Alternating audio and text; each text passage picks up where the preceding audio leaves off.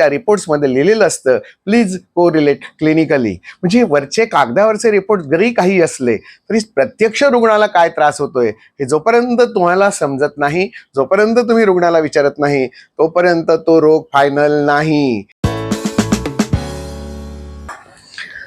नमस्कार, मी निरोगी आहे की मी आजारी आहे हेच नाही ना कळत काही जणांना.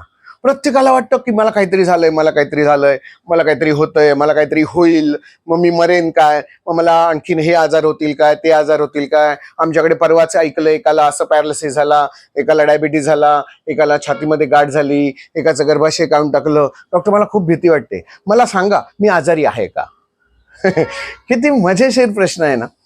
मी आजारी आहे हे कोणाला कळणार? तर आतलं शरीरातलं जे मी तत्व आहे ना त्यालाच कळणार. हा मी म्हणजे आत्मा. आत्मा हे परमात्म्याचं छोटंसं रूप आहे, फक्त आपण त्याला ओळखू शकलो नाही, हा आपला दोष आहे. अंतर्मुख होऊन कधीतरी शरीराला विचारावं की मला काही त्रास होतोय का, आतून काही सिग्नल येतोय का. शरीराचे सिग्नल ओळखा नावाचा एक व्हिडिओ आहे. हा व्हिडिओ देखील तुम्ही नीट परत ऐका, म्हणजे तुम्हाला या प्रश्नांची काही उत्तरं आणखीन सविस्तररित्या मिळू शकतील. मला काय होतंय हे माझं शरीर मला सांगतंय. आयुर्वेदामध्ये मी निरोगी आहे का याची एक व्याख्या केलेली आहे. समदोषा समाग्निश्च समधातू मलक्रिया प्रसन्न आत्मा इंद्रिय मन स्वस्थ इत्याभिधीयते. सगळ्या शब्दांचा अर्थ तुम्हाला नाही कळणार, कारण हे शास्त्रीय शब्द आहेत ज्यांचे दोष 3 वात पित्त कफ साम्यावस्थेमध्ये आहेत. सगळं चांगलं व्यवस्थित काम करतात, पण हे समजणार कसं? अरे यासाठीच तर आत्मा आहे, पुढे मन आहे, इंद्रिय आहे, अग्नी आहे, आणि त्याच्यातला जो मीपणा आहे, अहम जो आहे, हा अहम आपल्याला सांगत असतो की तुला काय होतंय. पण साधं नख उचकटलं तर आपल्याला कळतं, डोकं दुखलं तर आपल्याला कळतं, पोटात दुखलं तर आपल्याला कळतं, कानामध्ये आवाज येतोय तो आपल्याला कळतं. बरं, याच्यातलं एकही लक्षण कोणत्याही यंत्राला शोधून काढता येत नाही.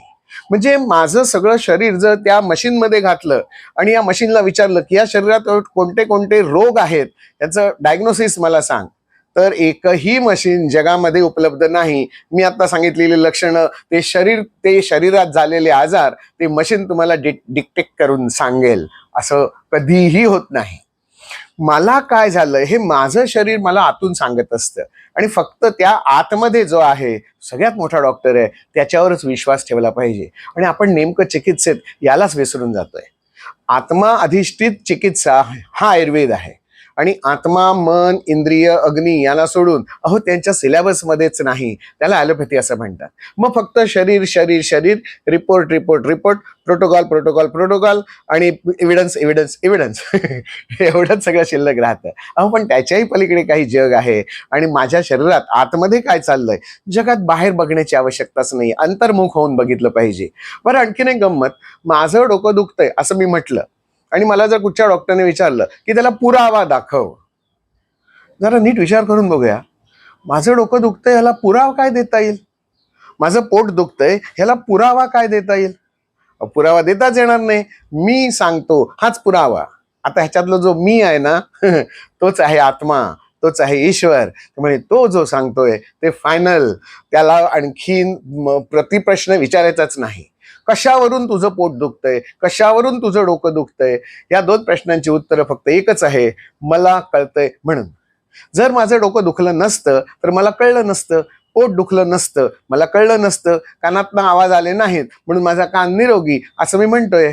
म्हणजे माझ्या टॉप टू बॉटम प्रत्येक अवयवामध्ये जे काही विकृती असेल, रोग असेल, ते मला आतून माझं शरीर सांगणार आहे. डोळ्याला दिसत नाही, डोळा तुम्हाला सांगेल. जिभेला चव नाही, जीभ तुम्हाला सांगेल.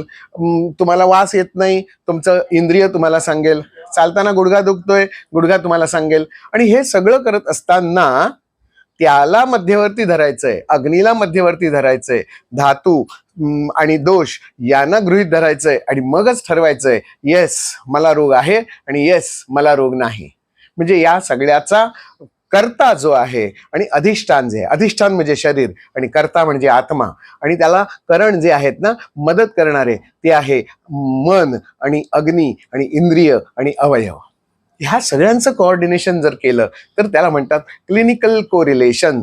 आणि म्हणून त्या रिपोर्ट्समध्ये लिहिलेलं असतं प्लीज को रिलेट क्लिनिकली. म्हणजे वरचे कागदावरचे रिपोर्ट जरी काही असले तरी प्रत्यक्ष रुग्णाला काय त्रास होतोय हे जोपर्यंत तुम्हाला समजत नाही, जोपर्यंत तुम्ही रुग्णाला विचारत नाही, तोपर्यंत तो रोग फायनल नाही.